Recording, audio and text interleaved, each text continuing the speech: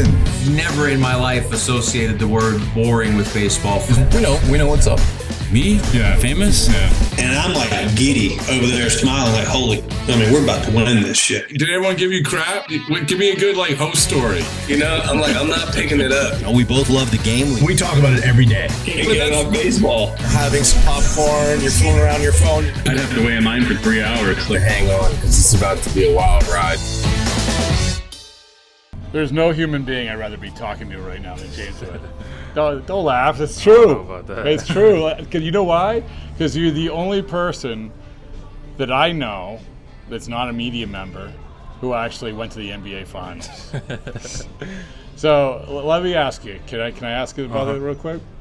So this is one of the things that the conversation. It started actually with Tristan McKenzie, the Guardians. Yeah, it actually started with him. We had him on, and we were talking about best sporting event to go to. Right? It's a good conversation, right? Yeah.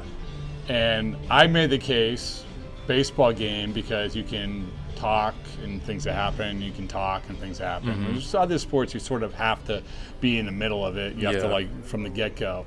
But I did say, man, courtside. I don't think you didn't have courtside. No, not seat, courtside. Right? Okay, but NBA games, close to NBA games. Yeah. Did you have good seats first of all? I should know Yeah, this. we did. Really? Yeah, they were pretty good. We were behind the we were on the Celtics side of the bench behind their basket. Okay. And had never been to an NBA Finals game before? No. I've never been to even a playoff game. All right, so you had obviously, your dad and your family very basketball centric. By the way, I was just telling someone, I knew your dad played at Richmond. I said, anybody when you hear Richmond basketball, thinks of the team that he was on, that beat Syracuse. Yeah. So anyway, but I do want to ask you about that experience, right? Was it what you thought it would be?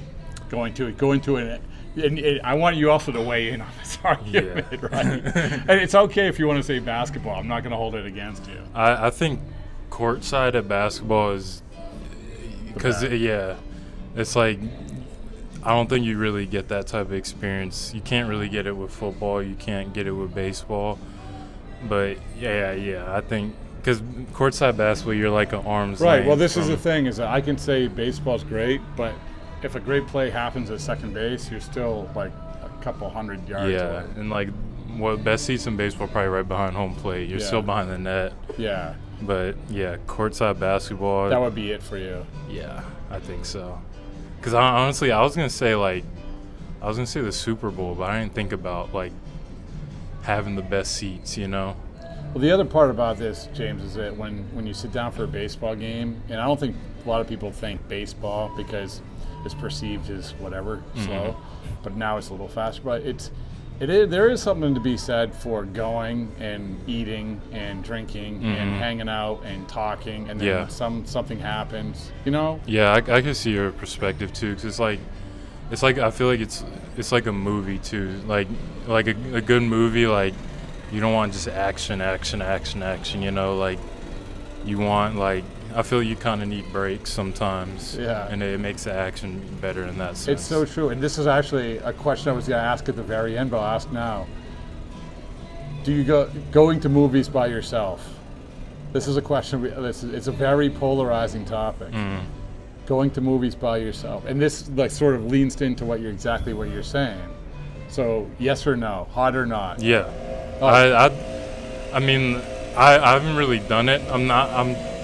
My teammates keep ragging on me because I'm not good with movies, so I gotta watch more. But I mean, I'll go to a restaurant by myself, or I wouldn't mind watching a movie. I don't know. I don't think it's no, because it's the same thing to come back to the sporting event, right? Where if you go to a football game, and you can tell me how it was at the NBA Finals, but you go to a football game, you sit down, and you're like.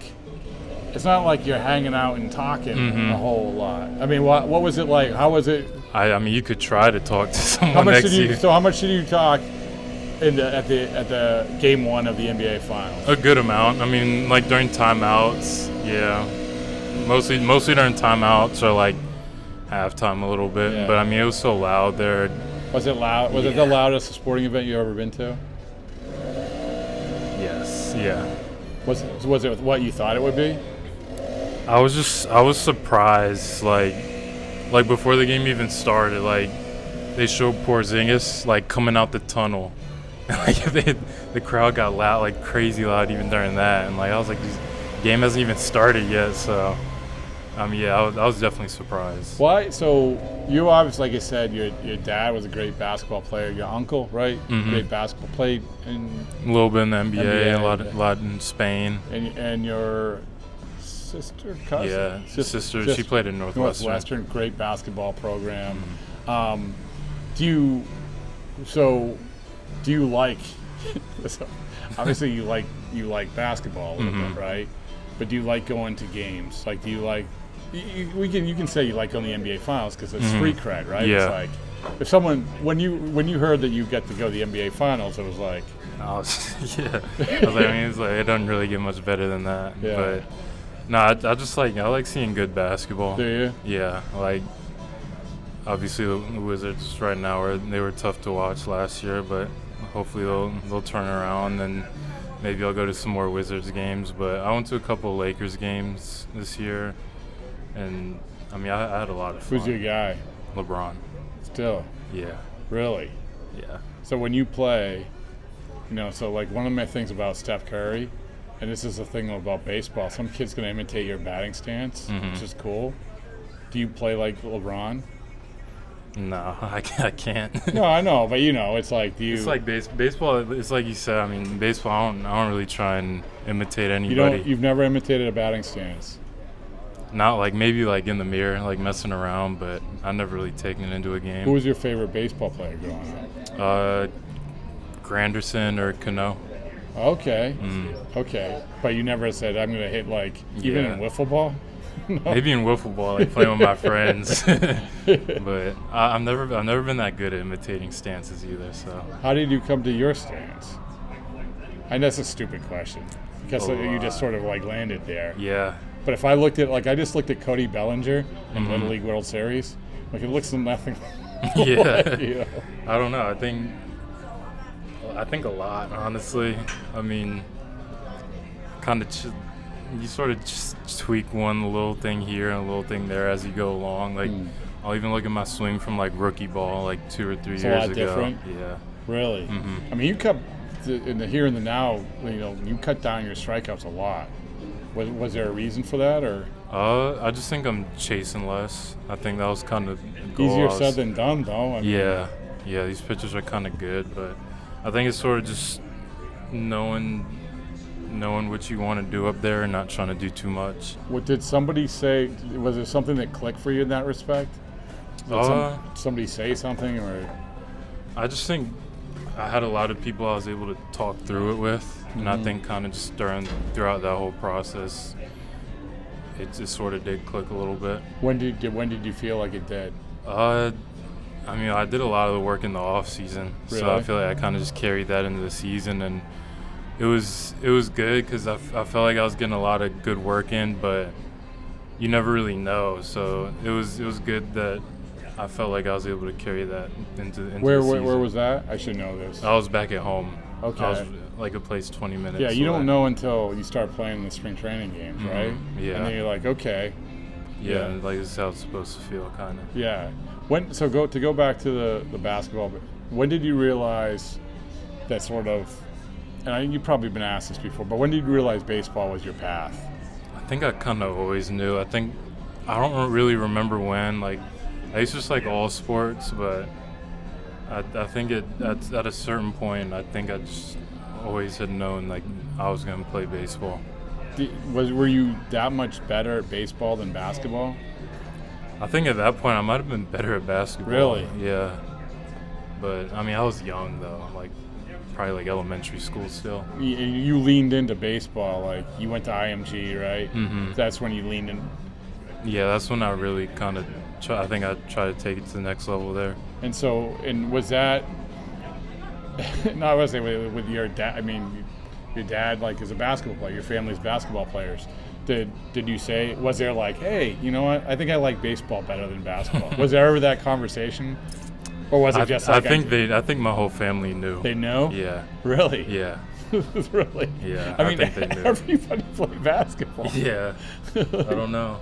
But what was the time you always say when you're young, like there was a time where you sort of like, I actually was talking to pitcher Daniel Bard about this, about his evolution, when he sort of realized, hey, listen, I'm really good at this. Was there a moment for you? I mean, it's not bragging. It's just. I don't know. And was it like a home run? You hit like a 500-foot home run in Little League, and all of a sudden, like, I'm like. I think I don't want to like. I feel like I've always thought I was like pretty good. Yeah. I think like I was always like physically I was good. I think a lot of it was kind of just. I don't know. I kind of just always played baseball because it was fun. So I think that's kind of what carried me throughout most of it. I think being good helped with it being fun because baseball's hard when you're struggling. So. Oh yeah. When was the time when? Well, what was the best compliment? I guess not early on, but you're getting a lot of compliments now, and well deserved. But when was the time you realized, hey, like, listen, people are looking at me a little bit differently. Like when you're drafted high, I guess that's one way. Yeah. But still, when you become a pro.